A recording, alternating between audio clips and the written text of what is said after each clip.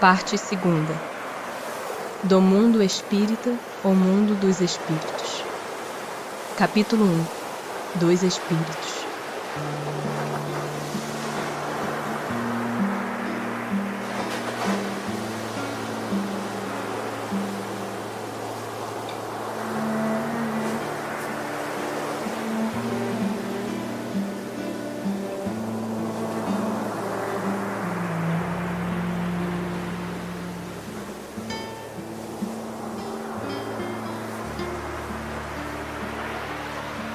Origem e natureza dos espíritos. Que definição se pode dar dos espíritos? Pode dizer-se que os espíritos são seres inteligentes da criação. Povoam o universo fora do mundo material. Os espíritos são seres distintos da divindade? Ou serão simples emanações ou porções desta e por isto denominados filhos de Deus? Meu Deus, são obra de Deus. Exatamente qual a máquina o é do homem que a fabrica. A máquina é obra do homem, mas não é o próprio homem. Sabes que quando faz alguma coisa bela, útil, o homem lhe chama sua filha, criação sua? Pois bem, o mesmo se dá com relação a Deus. Somos seus filhos, pois que somos obra sua. Os espíritos tiveram princípio ou existem como Deus de toda a eternidade?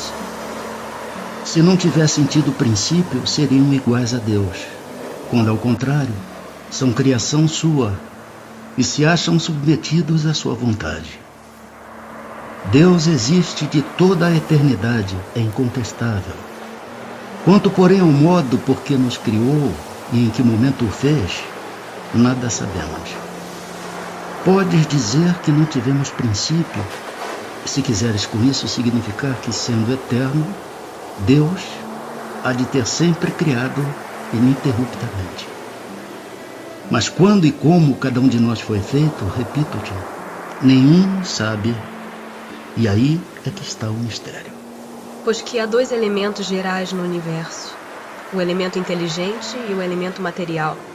Poder-se-á dizer que os espíritos são formados do elemento inteligente, como os corpos inertes o são do elemento material?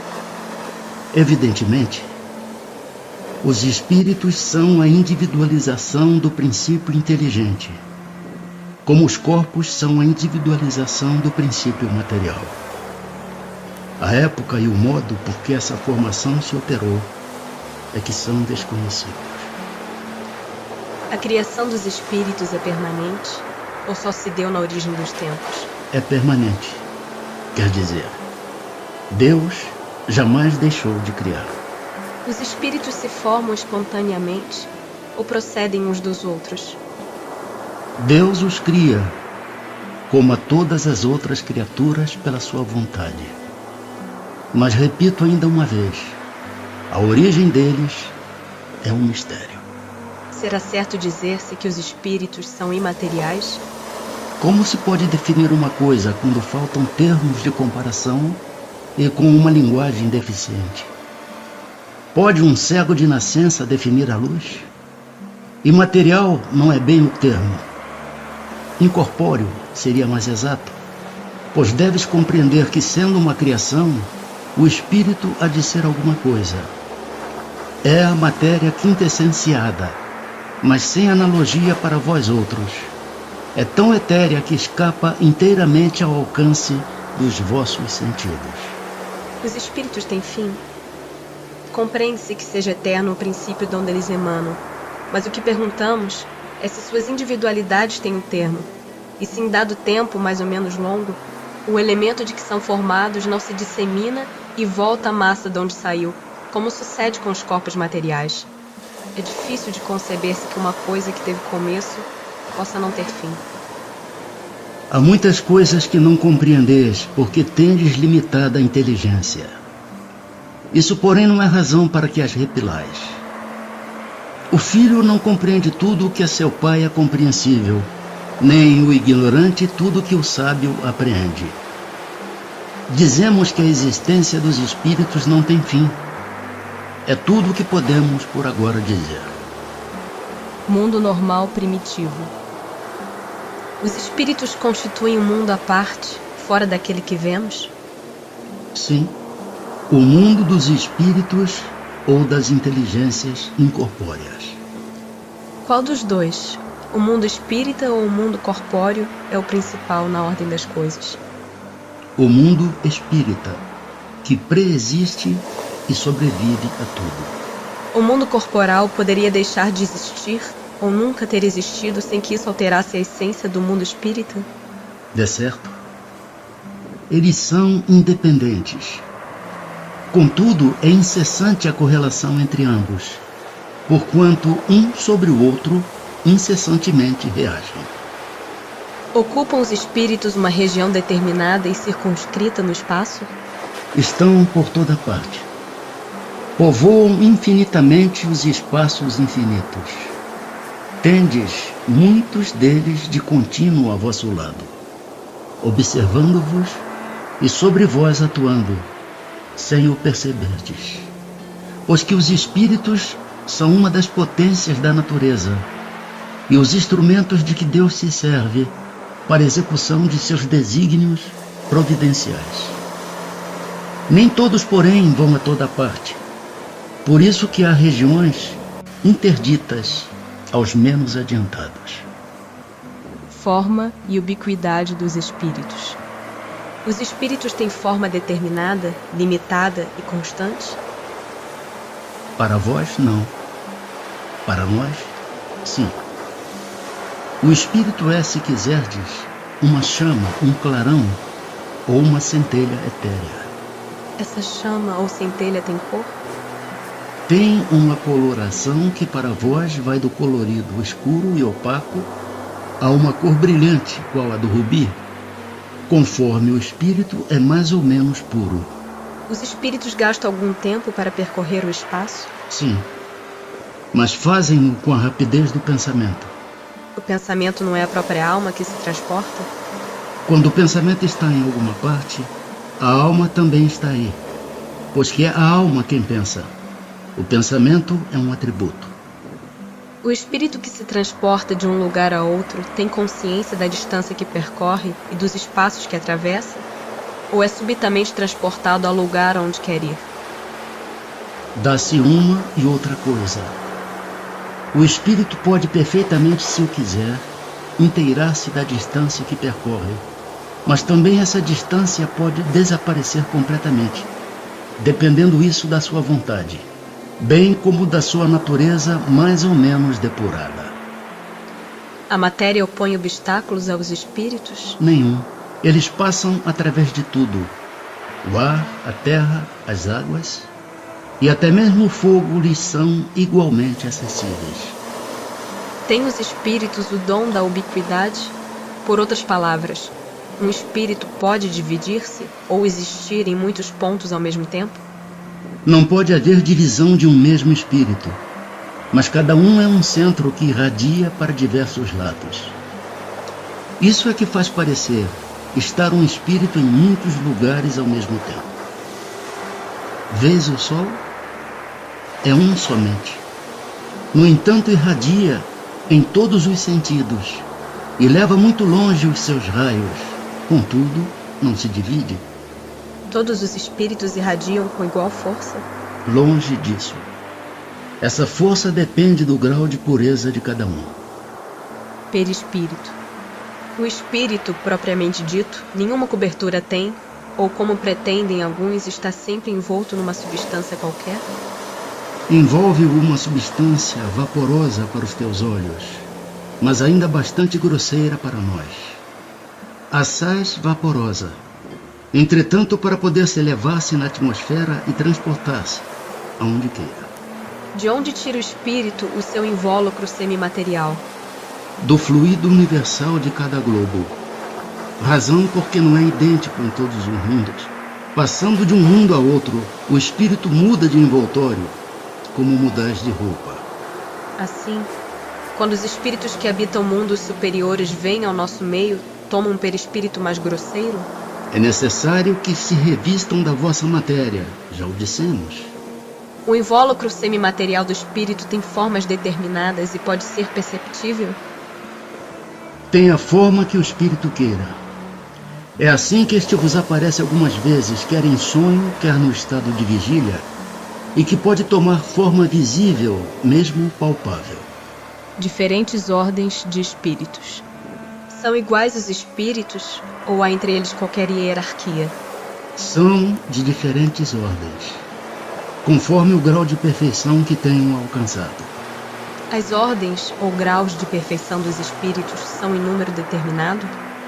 São ilimitadas em número, porque entre elas não há linhas de demarcação traçadas como barreiras, de sorte que as divisões podem ser multiplicadas ou restringidas livremente. Todavia, considerando-se os caracteres gerais dos espíritos, elas podem reduzir-se a 3 principais. Na primeira, colocar-se-ão os que atingiram a perfeição máxima, os puros espíritos. Formam a segunda os que chegaram ao meio da escala. O desejo do bem é o que neles predomina. Pertencerão à terceira os que ainda se acham na parte inferior da escala, os espíritos imperfeitos. A ignorância, o desejo do mal e todas as paixões más que lhes retardam o progresso, eis o que os caracteriza. Os espíritos da segunda ordem, para os quais o bem constitui a preocupação dominante, têm o poder de praticá-lo? Cada um deles dispõe desse poder de acordo com o grau de perfeição a que chegou. Assim, uns possuem a ciência, outros a sabedoria e a bondade. Todos, porém, ainda têm que sofrer provas. Os da terceira categoria são todos essencialmente maus? Não. Uns há que não fazem nem o mal nem o bem. Outros, ao contrário, se comprazem no mal e ficam satisfeitos quando se lhes depara a ocasião de praticá-lo. Há também os levianos ou estouvados, mais perturbadores do que malignos, que se comprazem antes na malícia do que na malvadez, e cujo prazer consiste em mistificar e causar pequenas contrariedades, de que se riem. Progressão dos espíritos. Os espíritos são bons ou maus por natureza, ou são eles mesmos que se melhoram? São os próprios espíritos que se melhoram, e melhorando-se passam de uma ordem inferior para outra mais elevada. Dos espíritos, uns terão sido criados bons e outros maus? Deus criou todos os espíritos simples e ignorantes, isto é, sem saber. A cada um deu determinada missão com o fim de esclarecê-los e de os fazer chegar progressivamente à perfeição, pelo conhecimento da verdade, para aproximá-los de si. Nesta perfeição é que eles encontram a pura e eterna felicidade. Passando pelas provas que Deus lhes impõe, é que os espíritos adquirem aquele conhecimento.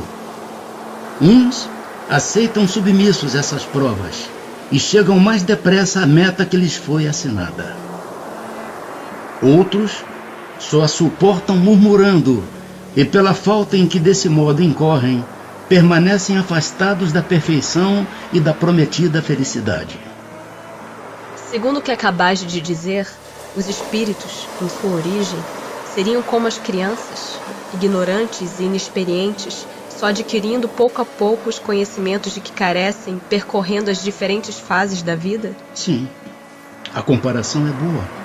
A criança rebelde se conserva ignorante e imperfeita.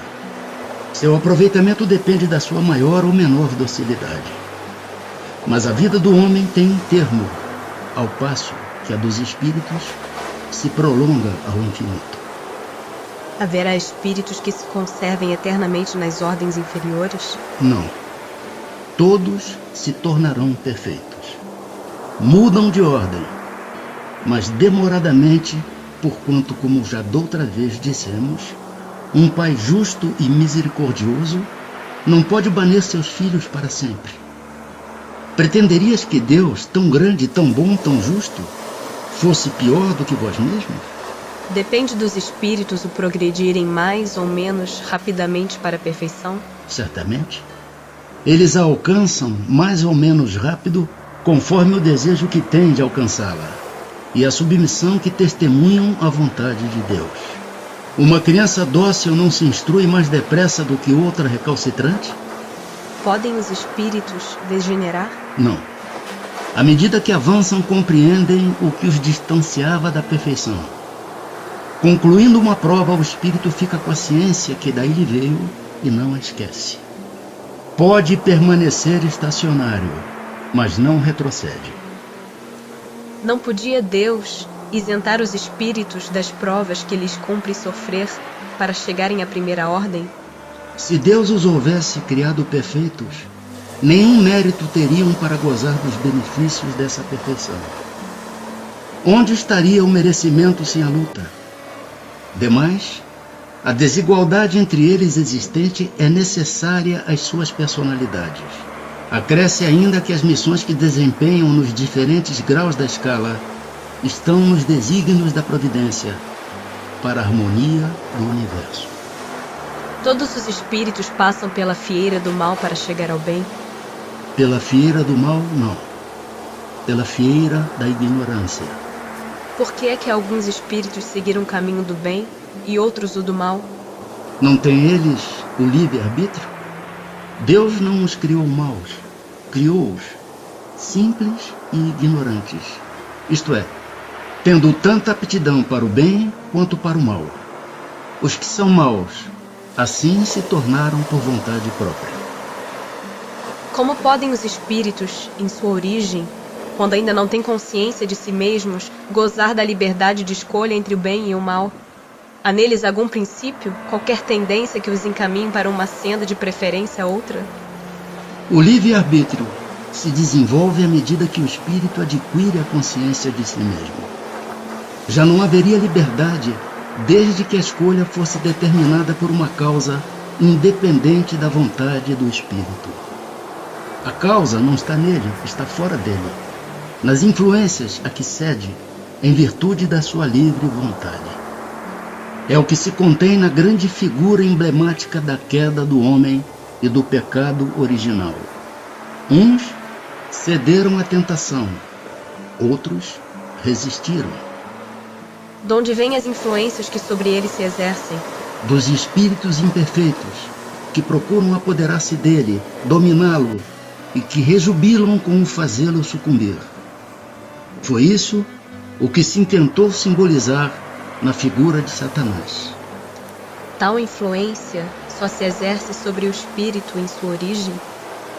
Acompanha-o na sua vida de espírito, até que haja conseguido tanto império sobre si mesmo que os maus desistem de obsidiá-lo.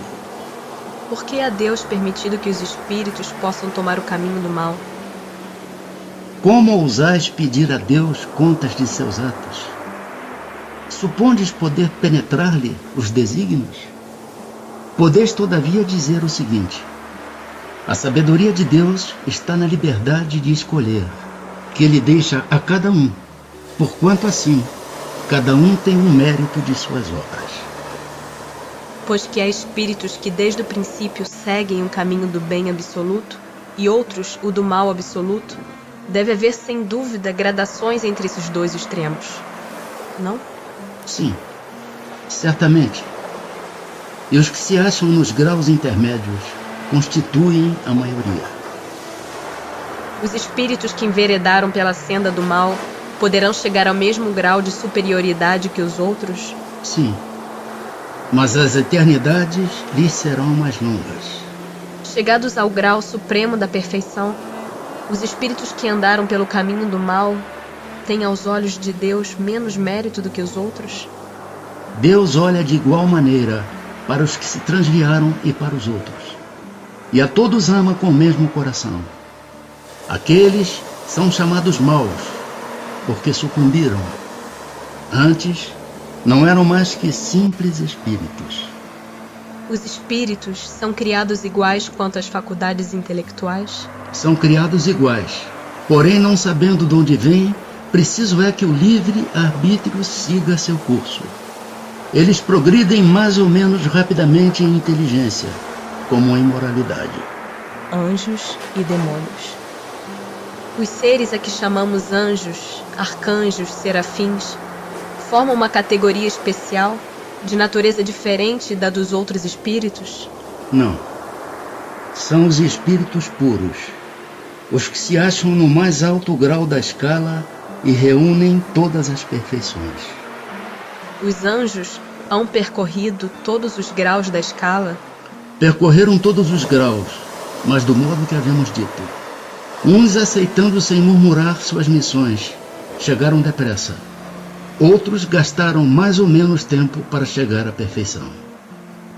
Sendo errônea a opinião dos que admitem a existência de seres criados perfeitos e superiores a todas as outras criaturas, como se explica que essa crença esteja na tradição de quase todos os povos? Fica sabendo que o mundo onde te achas não existe de toda a eternidade, e que muito tempo antes que ele existisse, já havia espíritos que tinham atingido o grau supremo. Acreditaram os homens que eles eram assim desde todos os tempos. Há demônios, no sentido que se dá a esta palavra? Se houvesse demônios, seriam obra de Deus. Mas porventura Deus seria justo e bom se houvera criado seres destinados eternamente ao mal e a permanecerem eternamente desgraçados? Se há demônios, eles se encontram no mundo inferior em que habitais e em outros semelhantes. São esses homens hipócritas que fazem de um Deus justo um Deus mau e vingativo e que julgam agradá-lo por meio das abominações que praticam em seu nome?